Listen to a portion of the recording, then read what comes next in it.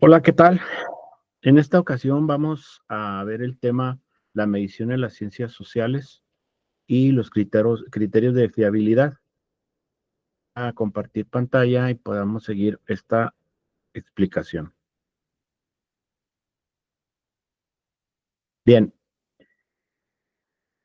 veremos cómo la medición en las ciencias sociales es diferente a la medición en las ciencias físicas. Ya esto lo hemos platicado en alguna otra clase, en donde en la medición en las ciencias físicas se utilizan instrumentos, pues valga la redundancia, instrumentos físicos, un termómetro, una balanza, una cinta métrica. En el caso de la medición en las ciencias sociales, se necesitan artefactos. Estos artefactos son los que el investigador social va a aprovechar que ya existen, como encuestas, cuestionarios, observación, la consulta de documentales internas o externas y otros, pero en algunas ocasiones se hace necesario que el investigador social construya determinados artefactos para adaptarse a determinada situación.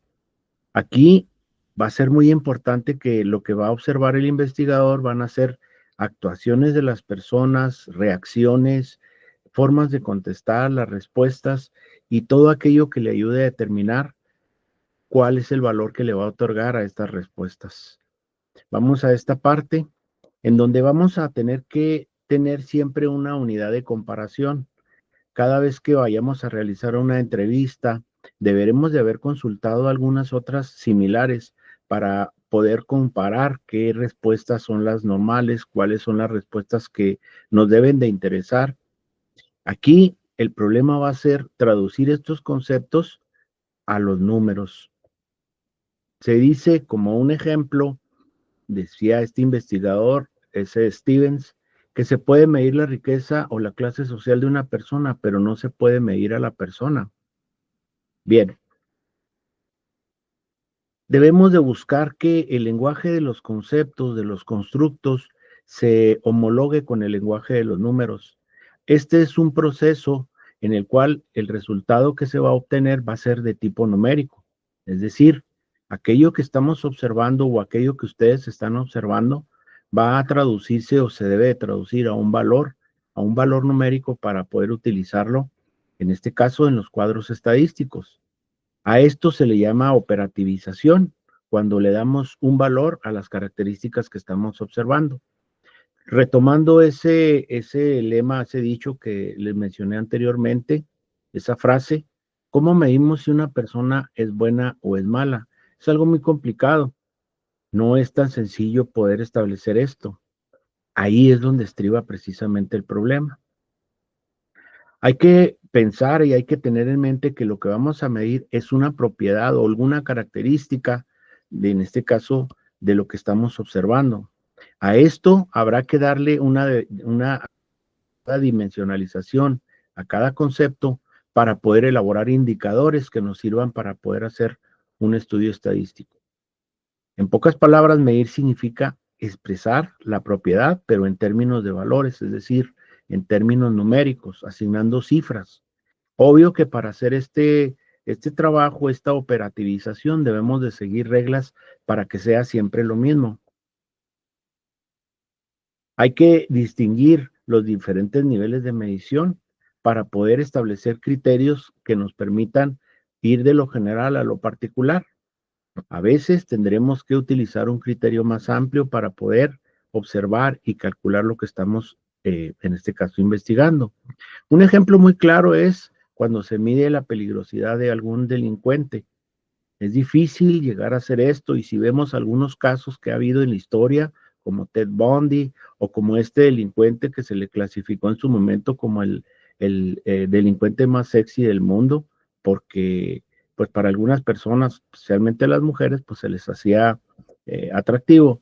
Entonces, ¿cómo podemos clasificar la peligrosidad de estos individuos? Por ejemplo, Ted Bundy recibía muchas cartas de admiradoras, personas que querían casarse con él, cosas de ese tipo, sin tomar en cuenta que era un asesino serial. Bien, pues era una persona muy peligrosa, era un manipulador, mas sin embargo, en su momento, pues lo pudieron determinar como una persona de alta peligrosidad. Vamos a dar un ejemplo en lo que se refiere a la problemática de la homologación de los conceptos o los constructos con relación a los números. Aquí vamos a hacer un ejercicio que realiza en este caso el autor como modo de ejemplo. Imaginemos en un ejemplo de operativización que la felicidad, un constructo, porque es algo que no se comprende con una sola palabra, está compuesta por estos factores. Una persona que tiene buen salario, promoción laboral, es decir, en su trabajo existe la posibilidad de crecer, tiene felicidad conyugal, se entiende con su pareja y tienen una buena relación, tiene estabilidad familiar, es decir, en su familia no hay problemas, sus padres, sus hermanos, sus familiares cercanos, primos, no hay problemas y llevan una buena relación. Esta siguiente parte o factor que indica asiste a actos culturales, bueno, pues puede ser cualquier tipo de acto cultural, desde ir al cine, como ir al teatro, como ir a algún museo, algún parque, leer con frecuencia o cultivarse. Al hablar de que es religioso, se refiere no nada más al aspecto de la religión católica o cristiana o budista, se refiere a que la persona practica algún tipo de, de no tanto religión, sino alguna práctica como la yoga, como conocerse a sí mismo, qué sé yo. Y asiste a actos religiosos, bueno, que practica esa religión o esa práctica, valga la redundancia, que tiene y que normalmente la realiza. Si cumple con todos estos factores, el autor como ejemplo le asigna un valor de 1 a cada uno de ellos. Y se supone aquí en este ejemplo que la persona, por tener todos estos aspectos cubiertos, va a ser feliz. Así es como lo está manejando en este caso el autor para explicarnos a qué se refiere con esta homologación. Ahora, pues por lógico, vamos a suponer que la persona ahora no cumple con estos requisitos, entonces vamos a suponer que la persona es infeliz, que la persona vive una vida bastante difícil y no es feliz. Pudiéramos considerarlo como cierto de una manera muy simplista, pero vamos a ver a continuación que debe de haber una correspondencia y adecuación entre el constructo y la cifra o el valor que le vamos a asignar. Eh, Aquí importa mucho la homología, es decir, que realmente represente ese valor que le estamos nosotros asignando al constructo, en este caso sería la felicidad. Tenemos que homologar de acuerdo a las observaciones y asignarle números, valores numéricos para lograr ese isomorfismo. Aquí les voy a precisamente a tratar de transmitir cómo es que existen a veces fallas a la hora en que lo vemos de una manera, ejemplo, muy simplista, como lo estaba yo mencionando. Aquí tenemos un ejemplo de una chica que está por ahí trabajando, la podemos ver, está en una mesa de trabajo con otros compañeros, es de día, probablemente por la mañana, porque tiene ahí un café, tiene su computadora, una laptop, su celular, por ahí vemos su cartera, están platicando. Vamos a suponer que esta persona tiene un sueldo de 20,000 pesos, 30,000 pesos mensuales. Vamos a suponer que esta persona es feliz. Por el contrario, esta persona tiene por ahí, ya vemos que ya se retiraron todos los demás, tiene ahí un altero de trabajo, está concentrada ahí con una calculadora revisando, ya es después de la hora de salida, pero esta persona es la supervisora y gana 60,000 pesos. Aquí tuvo una promoción, fue ascendida, pero obviamente con ese ascenso vienen una serie de responsabilidades y obligaciones. Entonces nos vamos a preguntar aquí precisamente, ¿cuál de las dos personas es más feliz? La que gana un poco menos, pero trabaja de una manera más cómoda, de una manera en donde puede disfrutar de su vida, o aquella que ya tiene un ascenso, ya tiene un sueldo mucho mayor, es la jefa, pero por consiguiente tiene que realizar tareas fuera de horario, tiene que revisar el trabajo de los demás, tiene mayores responsabilidades. Entonces, vemos en este caso que no hay una homologación entre ese uno que le asignábamos, por ejemplo, a la posibilidad de realizarse, a la posibilidad de tener un mejor salario, en contraparte con el hecho de que pues tiene un sueldo menor. Aquí pudiéramos, a lo mejor en principio, pensar que es más feliz la primera, aún y que no tiene ese ascenso, aún y que gana un poco menos, pero está un poco más relajada, puede disfrutar, aunque sea de un poco menos de dinero, puede disfrutar de su tiempo, y esta otra persona pues probablemente termine tarde y llegue cansada a su trabajo. Entonces, aquí es precisamente lo que se pretende, es que no es tan sencillo asignarle un valor a determinados conceptos, como veíamos ahorita el concepto de tener un buen salario, tener promoción. En mi caso, por ejemplo, pues yo le asignaría en todo caso un valor en este caso de estos que acabamos de ver, un valor positivo al hecho de convivir con la familia, ¿no? Así que vamos a tratar de establecer una relación del isomorfismo entre los indicadores y los constructos. Debemos de poder realizar esta homologación para que no tengamos el error como le acabo yo de mencionar. Aquí un ejemplo igual, de sencillo. Una persona que a lo mejor no tiene estudios de posgrado, pero está trabajando, tiene un sueldo regular. ¿Y qué tal que una persona tiene estudios de posgrado, maestría, doctorado y no ha conseguido trabajo? Entonces, no siempre va a ser la forma en que nosotros lo estamos observando. Hay que considerar todas las posibilidades. Vamos a la validez y fiabilidad de una medición. Vamos a necesitar cumplir con algunos requisitos para poder lograr que sean válidos nuestros estudios. Primero vamos a considerar lo que son las modalidades básicas de validez, que es la validez de contenido. Aquí, en esta parte, debemos de cubrir toda la variedad de significados que eh, se asocian a un constructo o a un concepto. Es precisamente lo que acabamos de ver. Ver cualquier significado que no hayamos considerado y que en un momento dado puede romper con esa homologación que ya teníamos de constructos y valores.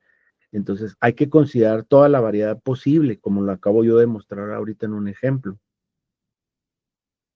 Decíamos buen salario, promoción laboral, felicidad conyugal y estabilidad familiar.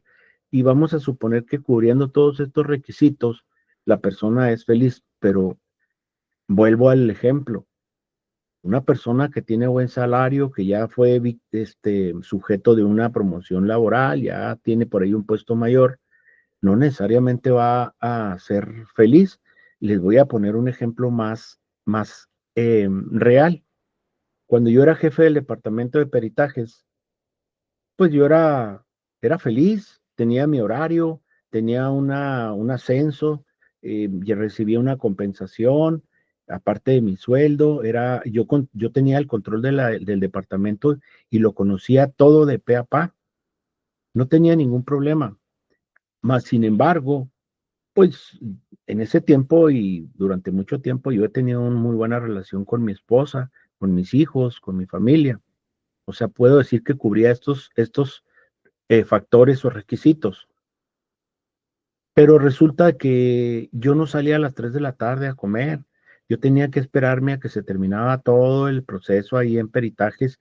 Había veces en que venía saliendo a las 5:30, en cuanto que todos ya se habían ido a las 3. Y yo ahí estaba todavía trabajando. Terminaba, venía a mi casa a comer, comía apresurado y luego me tenía que regresar para estar ahí a las 7 para el cambio de turno, para los peritos de guardia, para los casos que hubiera de consignaciones con detenido y revisar.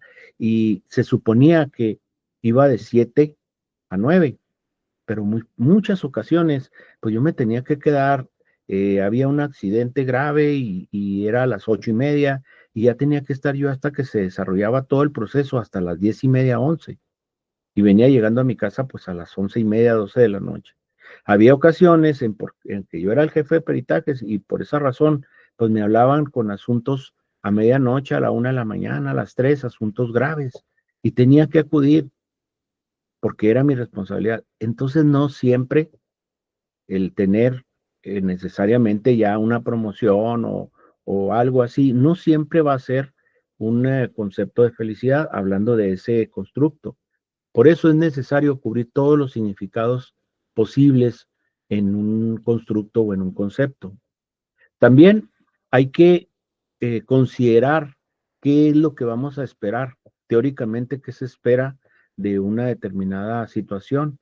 Aquí vamos a manejar todas las hipótesis que se puedan del marco teórico de la investigación. ¿Qué es lo que se espera de un determinado, qué es lo que se espera de determinadas preguntas? O sea, ¿qué es lo normal? Porque de esa manera vamos a poder contrastar con lo que estamos recibiendo de información. Obviamente habrá que consultar determinados estudios ya realizados.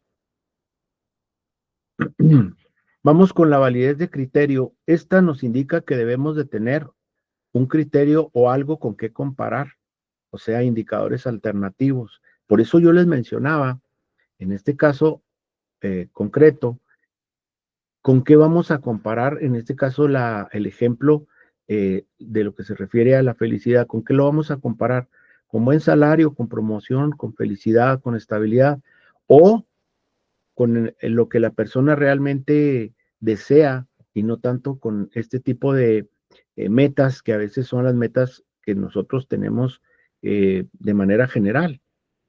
Entonces, en la validez de criterio, vamos a buscar aquello que nos sirva como un contraste, aquello que nos sirva como vamos a decir, cuando uno dice tengo blanco es porque ya tiene uno el color negro para comparar, para contrastar.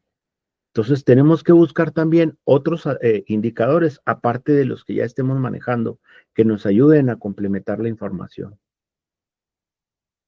Un ejemplo, pues muy sencillo, es cuando se hace este tipo de entrevista, pero luego habrá que hacer algunas más en donde manejemos, por ejemplo, otro tipo de conceptos que nos ayuden a confirmar o a refutar esa hipótesis. Hay dos clases de validez de criterio. Una es la validez concurrente que se lleva a cabo en el mismo momento. ¿A qué se refiere esto? Mire, un ejemplo de esto de validez concurrente es cuando hacemos una encuesta o una entrevista e inmediatamente podemos saber ahí mismo algunos de los resultados de ese artefacto que estamos utilizando, entrevista, observación, eh, grupo focal. Ahí mismo ya estamos teniendo una idea de esa información y ya estamos teniendo una conclusión previa. A eso se le llama validez concurrente. Y el ejemplo más sencillo, una persona que llega a un supermercado y ahí le ofrecen una salchicha de estas para probarla y lo están monitoreando y cuando la persona sale y va a las cajas, si lleva un paquete de esas salchichas, quiere decir que sí están teniendo aceptación. Entonces, ahí mismo se sabe el resultado de esta prueba. En este caso es como si fuese un experimento. Vamos a darle a probar a la gente a ver cuántos se llevan un paquete. Luego ponemos paquetes en oferta y a ver cuántos se llevan un paquete. Eso es validez concurrente. El hecho de que usted haga un estudio en alguna persona, vamos a suponer que usted está como criminólogo, psicólogo, cualquiera carrera de la que estemos hablando, está realizando una entrevista con una persona y desde que la está entrevistando ya está conociendo algo de información que le lleva a una conclusión previa. Eso es una validez concurrente, es decir, en el mismo momento. Obvio que hay que hacer estudios posteriores para confirmar otro tipo de estudios. Aquí tenemos otro ejemplo que son las encuestas de salida. Estas encuestas se realizan en todas las elecciones de gobierno, municipales, de presidente de la República, en las que encuestadores les preguntan a las personas afuera de la casilla, cuando ya votaron, ¿por quién votó? ¿Por quién votó? Y con el número de personas que sí deciden decir, porque no todos dicen, no, el voto es libre y secreto, no lo voy a decir, pero hay una cantidad de personas que sí dicen. Entonces, con eso construyen lo que se conoce una encuesta de salida y dicen, de acuerdo a las encuestas de salida, el que va ganando es fulano de tal. En esta pasada elección para presidente de la República o presidenta, en las encuestas de salida resultó esta eh, doctora Claudia Sheinbaum como ganadora desde antes de que se hiciera el conteo preliminar, el PREP. Ya sabían que llevaba una ventaja bastante amplia con relación a su oponente, a Xóchitl Gálvez, por las encuestas de salida. Ahí ya tenían una conclusión previa, va ganando Claudia Sheinbaum. Obvio que hubo que confirmar con los conteos del PREP, del sistema de resultados preliminares, así se llama. En este PREP se contabilizan todas las casillas, los resultados de todas las casillas, sin contar propiamente los votos. Cada casilla realiza un documento en donde dicen cuántos votos obtuvo cada partido y eso se los hacen llegar al INE. El INE, por medio computarizado, suma todo en toda la República y dice, el PREP nos dice que hasta ahorita con el 80% de las casillas, fulana candidata lleva el 60, el 70%, por ejemplo.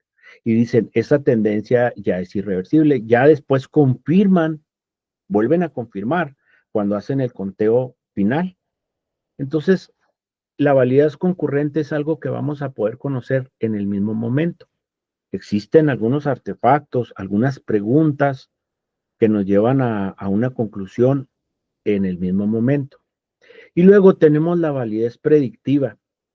Esta se realiza a futuro, es decir, tenemos que hacer una batería de pruebas, encuestas, entrevistas, observación, cualquiera de los métodos o algunos de los métodos que usted elija para conocer el resultado a futuro. Un ejemplo de esto, mire, en una empresa ahí se hace una encuesta para ver cuántas personas tienen con capacidades diferentes contratadas. No se va a saber en ese momento si esta empresa efectivamente respeta esta regla. Tienen que volver a ir para ver si las personas que habían contratado siguen trabajando ahí o por algún motivo se fueron y volvieron a recontratar a otros, porque eso pasa en ocasiones. Se va uno o lo despiden o lo que sea y ya no recontratan a otra persona con capacidades diferentes. Entonces no se puede decir que la empresa es una empresa inclusiva, en donde contrata personas sin importar su condición física, siempre y cuando puedan desarrollar la tarea que les piden.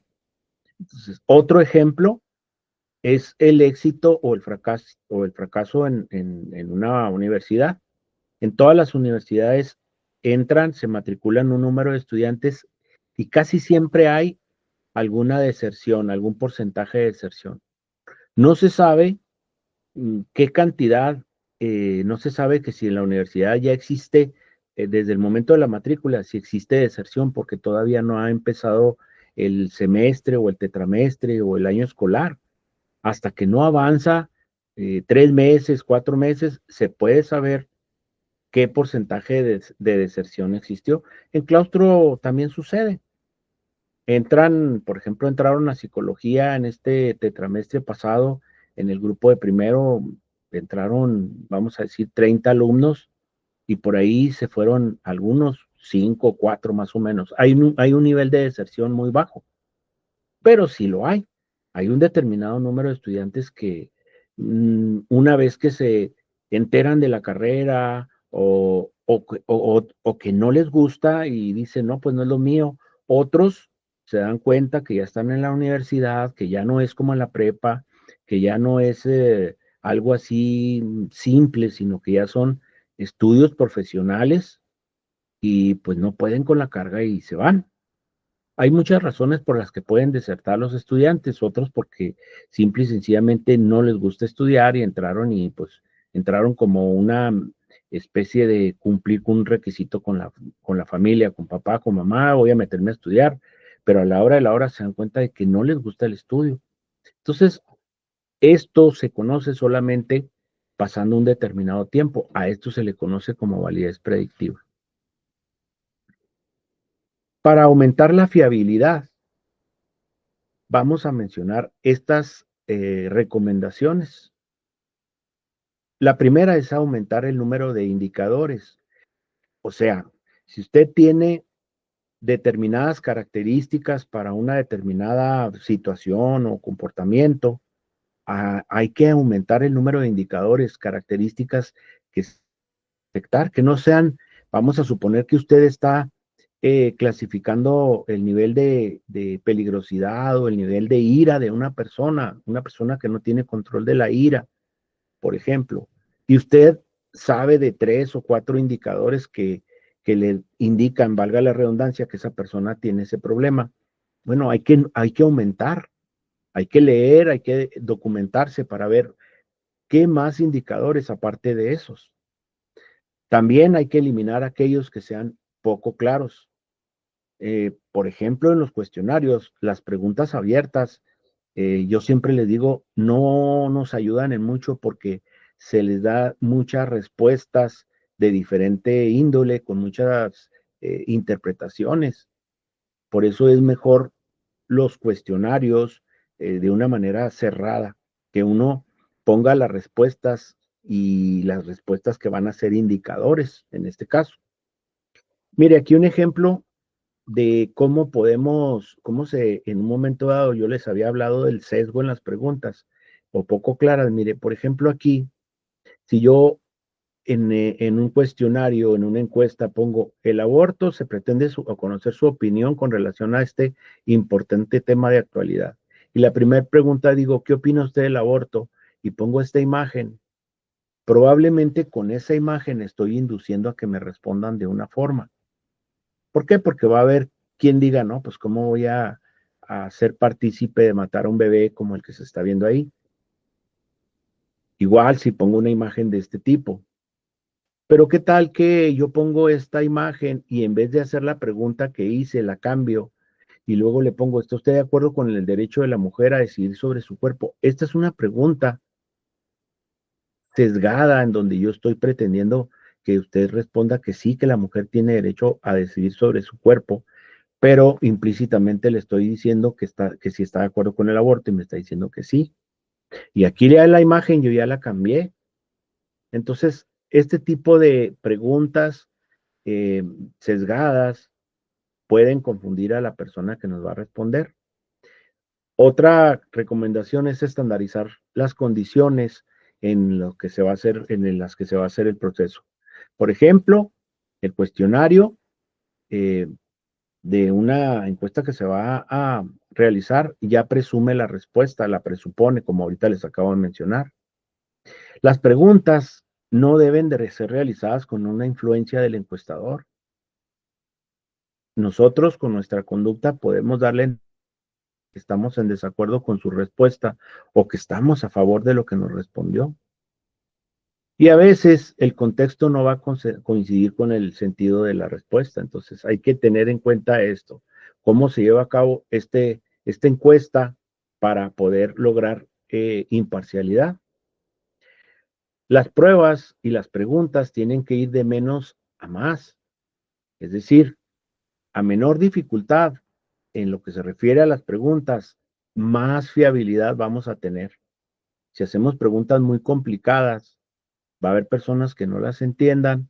En estos casos conviene no hacer preguntas en las que la persona se sienta acorralada. Igual hay que minimizar el efecto de sucesos externos, es decir, que la persona se sienta cómoda para poder responder.